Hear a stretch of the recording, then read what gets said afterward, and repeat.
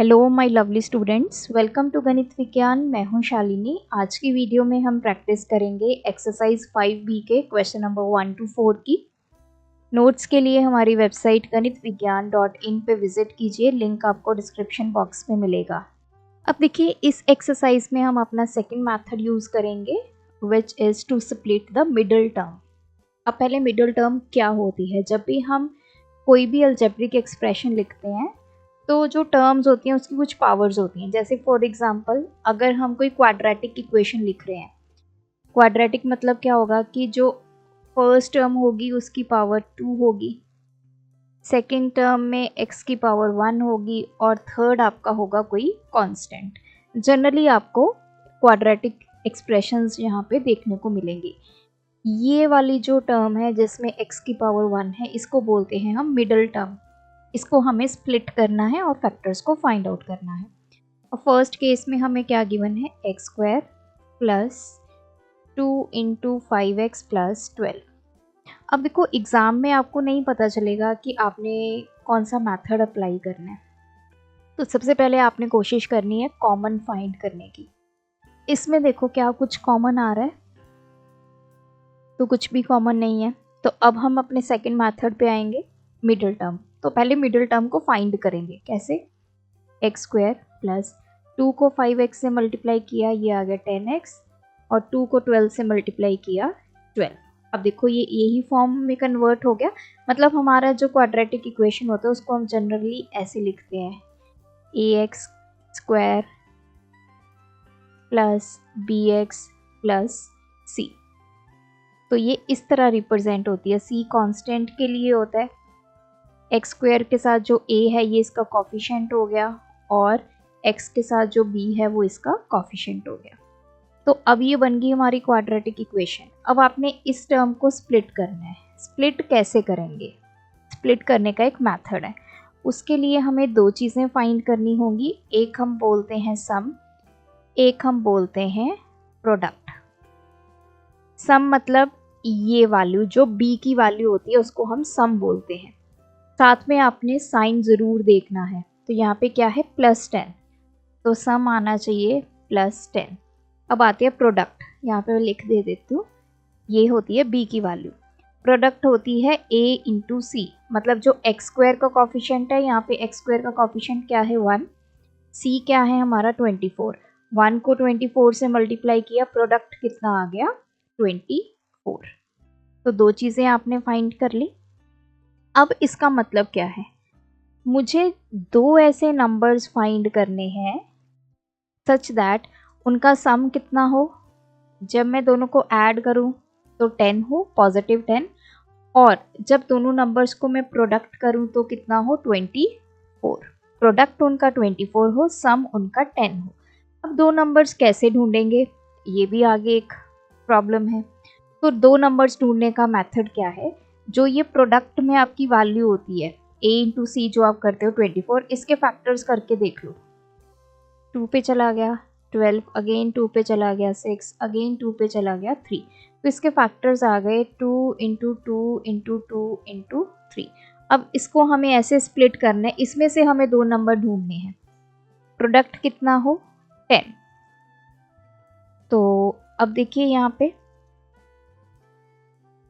6, product 24, सम कितना हो? 10। Yes, 3 into 2 6 हो गया, 2 इंटू 2 4 हो गया। अब देखो क्या ये दो नंबर्स मेरे इन दोनों कंडीशंस को सेटिस्फाई कर रहे हैं? 6 और 4 का हम सम करेंगे, कितना आ रहा है? 10। 6 और 4 को मल्टीप्लाई करेंगे, कितना आ रहा है? 24।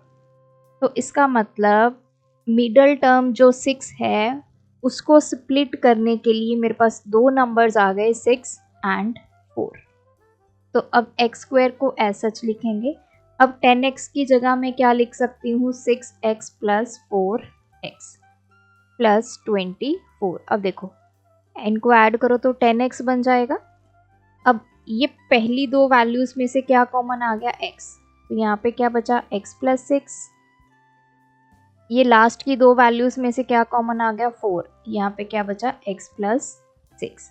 अब एक टर्म ये है, दूसरी टर्म ये है, इन दोनों में से क्या कॉमन आ गया, x प्लस 6 कॉमन आ गया, यहाँ क्या बचा x और यहाँ क्या बचा +4। तो इस इक्वेशन के जो हमें एक्सप्रेशन गिवन था उसके दो फैक्टर्स आ गए, x प्लस 6, x प्लस 4। तो ऑप्शन थर्ड।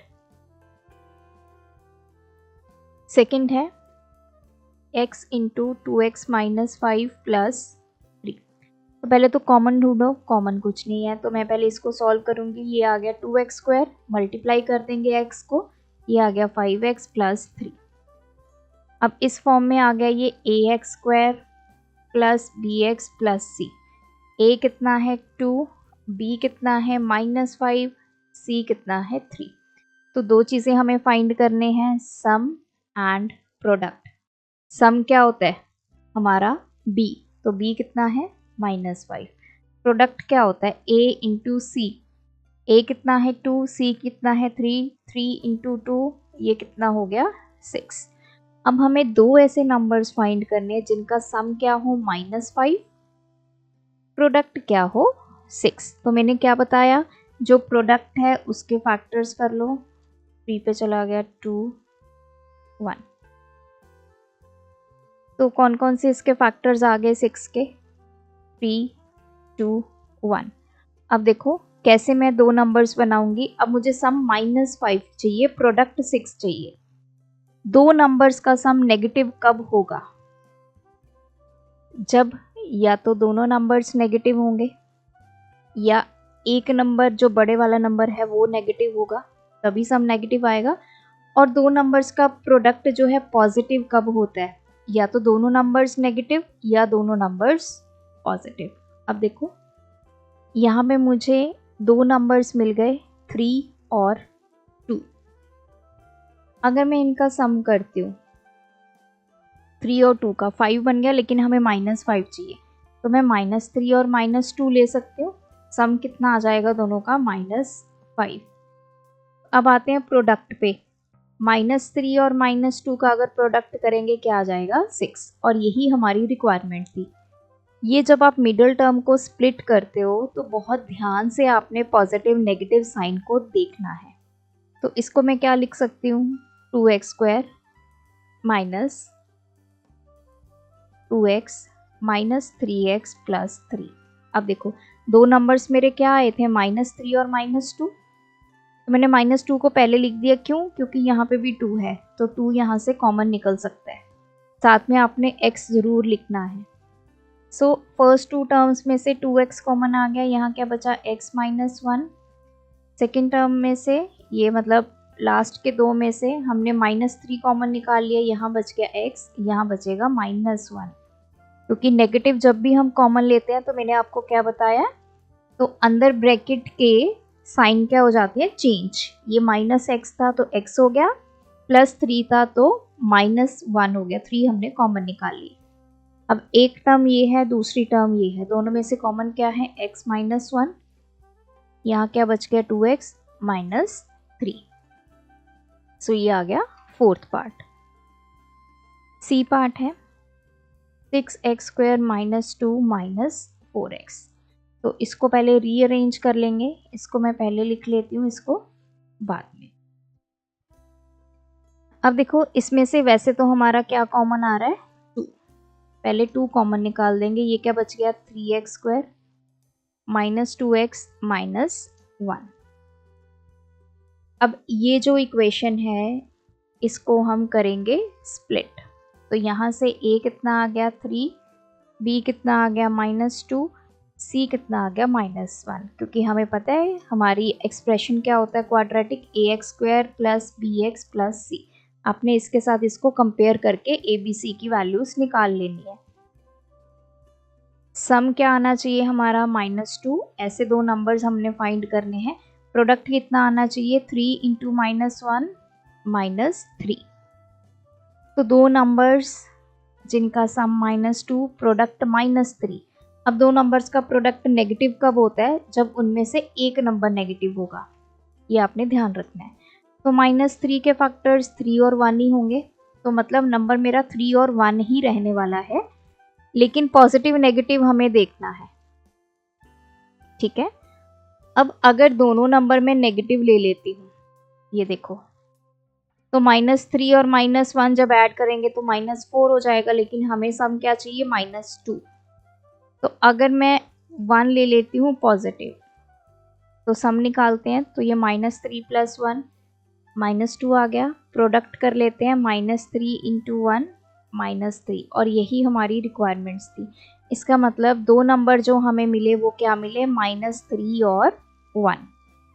तो ये 3x², इसको मैं -3x, और 1 को हम क्या लिखेंगे, +x। मतलब x तो आपने साथ में लगाना ही है दोनों नंबर्स के, तो -2 को ऐसे लिख सकते हैं ना। सो 2 × अब पहले दो में से हमारा 3x कॉमन आ गया, यहाँ क्या बचा, x -1। यहाँ से मैं 1 ही कॉमन निकालूंगी तो x -1। तो अब देखो दोनों टर्म्स में से क्या कॉमन आ गया, x -1। यहाँ क्या बचा, 3x, और यहाँ क्या बचा, 1। सो 2 × x -1, 3x + 1। डी पार्ट है, x × x -1 -20। पहले देखेंगे कॉमन कुछ नहीं आ रहा, तो इसको मल्टीप्लाई करेंगे, ये आ गया -x -20। तो इसको कंपेयर किया जब हमने ax² + bx + c के साथ, a की वैल्यू आ गई 1, b की वैल्यू -1, c की वैल्यू -20। अब हम देखते हैं कि हमें दो नंबर्स चाहिए जिनका सम कितना होना चाहिए, -1, प्रोडक्ट कितना होना चाहिए, a × c, दैट इज -20। तो कैसे फाइंड करते हैं हम, 20 के फैक्टर्स कर लेते हैं।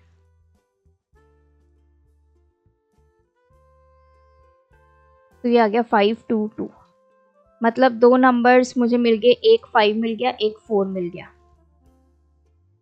अब देखो सम मुझे चाहिए -1, प्रोडक्ट मुझे चाहिए -20। इन दोनों में से कोई एक नंबर, आपने पहले प्रोडक्ट को देखना है। प्रोडक्ट नेगेटिव है, इसका मतलब दोनों में से कोई एक नंबर नेगेटिव होगा, या 5 होगा या 4 होगा। तो अगर आपको ऐसे नहीं पता चलता तो आप दो केस बना लो। पहले मैं 5 को नेगेटिव ले लेती हूँ, 4 को पॉजिटिव। दूसरे केस में 5 पॉजिटिव ले लेते हैं, 4 नेगेटिव ले लेते हैं। सम निकाल लो, प्रोडक्ट निकाल लो दोनों में। अब -5 + 4 -1, -5 × 4 -20। इधर निकालो, 5 - 4 1, ये आ गया -20। अब देखो सम हमें कितना चाहिए, -1 चाहिए था, प्रोडक्ट -20 चाहिए था। तो इसका मतलब ये केस सेटिस्फाई हो गया, ये तो गलत आ गया, सम की वैल्यू 1 आ गई। ऐसे करके आप देख सकते हो। अगर आप डायरेक्ट नहीं आपको पता चल रहा कि कौन सा नंबर नेगेटिव होगा कौन सा पॉजिटिव होगा, दो अलग अलग केस बना के देख लो। एक में पहला नंबर नेगेटिव ले लो, दूसरे केस में दूसरा नंबर नेगेटिव ले लो। तो प्रोडक्ट से आपको पता चल जाता है कि हमारे नंबर्स दोनों नेगेटिव रहने वाले हैं या दोनों पॉजिटिव रहने वाले हैं, क्या रहने वाले हैं। अगर प्रोडक्ट में नेगेटिव है तो इसका मतलब only one number will be negative. अगर आपका प्रोडक्ट पॉजिटिव है तो इसमें दो केस आ जाते हैं, या तो बोथ नंबर्स पॉजिटिव होंगे या बोथ नंबर्स नेगेटिव होंगे, तभी उनका प्रोडक्ट पॉजिटिव आ रहा है। तो इसमें ये वाला केस लेना है। इसमें एक नंबर नेगेटिव होगा तो इसमें आपने पहले एक को लेके देख लेना, फिर दूसरे को। तो अब हमें नंबर्स मिल गए हमारे -5 और 4। तो x², इसको मैं क्या लिख सकती हूँ, -5x + 4x -20। तो -x को ऐसे लिख सकते हैं, पहले दो में से x कॉमन आ गया, x -5। यहाँ से मैं 4 कॉमन ले लेती हूँ, x -5। तो दोनों टर्म्स में से x -5 कॉमन आ गया, पीछे क्या बचा, x + 4। तो ये आ गया फर्स्ट पार्ट। ई पार्ट है 5 - x 6 - x। तो ये 5 माइनस, ये हो गया 6x, ये माइनस माइनस प्लस x²। इसको रीराइट कर लेते हैं, मतलब अरेंजमेंट इनका चेंज कर लेते हैं। पहले x² वाली टर्म आ गई, फिर -6x + 5।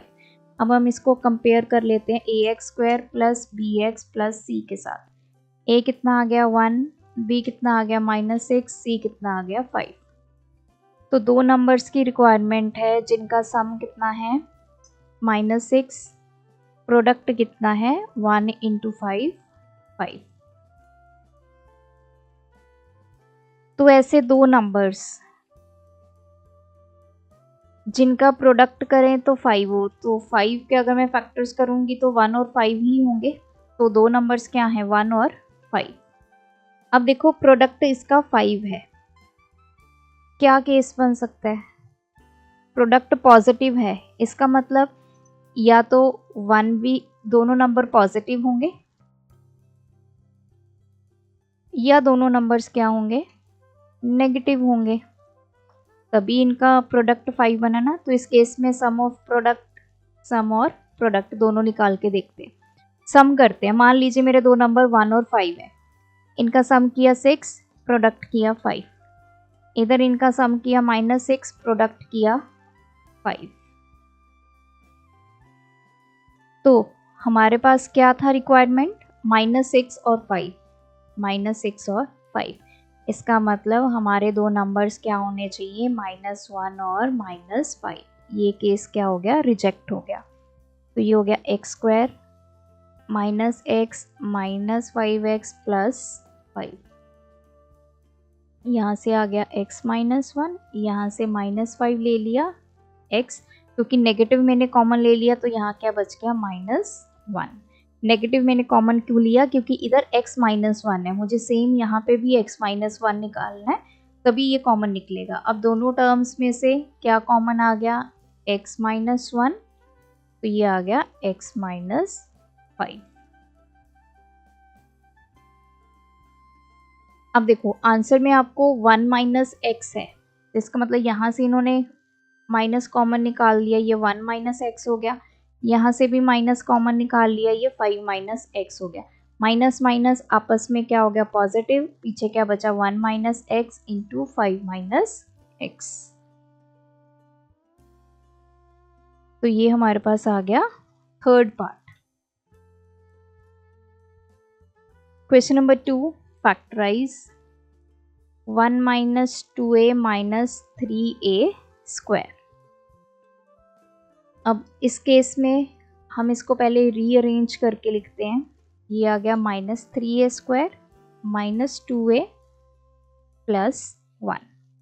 तो इसको ax² + bx + c के साथ कंपेयर करो। a की वैल्यू -3, b की वैल्यू -2, c की वैल्यू 1। सो अब हमें मिडिल टर्म को स्प्लिट करना है। तो दो ऐसे नंबर्स चाहिए जिनका सम क्या हो -2, प्रोडक्ट क्या हो -3। तो माइनस मतलब 3 के फैक्टर्स करके देख लो क्या आएगा 1 और 3 आएगा, मतलब दो नंबर्स मुझे 1 और 3 मिल गए। अब देखो प्रोडक्ट क्या है नेगेटिव है। प्रोडक्ट नेगेटिव कब होता है, जब दोनों में से एक नंबर नेगेटिव होगा। तो पहले केस में मान लिया कि -1 नेगेटिव है 3 पॉजिटिव है, दूसरे में मान लिया 1 पॉजिटिव है और 3 नेगेटिव है। सम प्रोडक्ट निकालते हैं दोनों का, इनका सम करो -1 + 3 2 हो गया, प्रोडक्ट करो -3, इनका सम करो ये आ गया -2, प्रोडक्ट किया -3। हमारी रिक्वायरमेंट क्या है सम -2 होना चाहिए, प्रोडक्ट -3 होना चाहिए ये वाला। तो मतलब हमारे नंबर्स क्या होंगे ये 1 और -3। तो ये -3a² -2a को क्या लिखेंगे +a -3a + 1। देखो जब मैं ये नंबर्स लिखती हूँ ना तो ज़रूरी नहीं है कि आप सोच रहे होंगे कि कौन सा नंबर पहले लिखना है कौन सा दूसरे नंबर पे लिखना है, जैसे मर्जी लिख दीजिए। ये दोनों हमें नंबर मिल गए, चाहे आप -3 को पहले लिख दो चाहे आप 1 को पहले लिख दो। जैसे मैंने यहाँ पे 1a मतलब अकेला a डाल दिया, उसको पहले लिख दिया, तो आपके आंसर पे कोई फ़र्क नहीं पड़ेगा। अब फर्स्ट 2 में से क्या कॉमन आ गया हमारा a, यहाँ क्या बचा -3a + 1, और दूसरे में से 1 कॉमन निकाल दें, यहाँ पे -3a + 1। तो -3a + 1 दोनों में से कॉमन आ गया, यहाँ पे इस टर्म में क्या बचा a, यहाँ क्या बचा 1। So this is the answer. ये दो हमारे क्या आ गए फैक्टर्स। क्वेश्चन नंबर 3 है 24a cube plus 37a square minus 5a। पहले तो हमने कॉमन ही देखना है, तो कॉमन a आ रहा है, पीछे क्या बचा 24a square plus 37a minus 5। अब हमें इसको स्प्लिट करना है 37a को, तो ax square plus bx plus c के साथ इसको करते हैं कंपेयर। a कितना आ गया 24, b कितना आ गया 37, c कितना आ गया माइनस 5। अब हम निकालते हैं सम और प्रोडक्ट। सम कितना आना चाहिए जितना b है 37, प्रोडक्ट a इंटू सी मतलब 24 इंटू माइनस 5, तो ये आ गया माइनस 120। दो ऐसे नंबर्स चाहिए जिनको मैं प्रोडक्ट करूं तो माइनस 120 आए, सम करूं तो 37 आए। कैसे ढूंढेंगे? इस 120 के फैक्टर्स कर लो। ऐसे तो नहीं ढूंढे जाएंगे ना हिट एंड ट्रायल मेथड से, तो इजी वे है फैक्टर्स करके देख लो। तो ये आ गए हमारे factors 2 into 2 into 2 into 5 into 3। तो कुछ इस तरह से इनको देखना है कि दो नंबर्स का सम करूं तो 37 बन जाए, प्रोडक्ट करूं तो माइनस 20 बन जाए, कुछ ऐसा। 5 to 10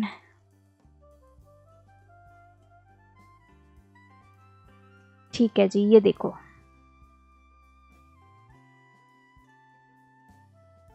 ये कितना बन गया 40 और ये कितना बन गया 3। अगर मैं 40 में से 3 निकालूं 37 बन जाएगा, और 40 इंटू 3 120 होता है।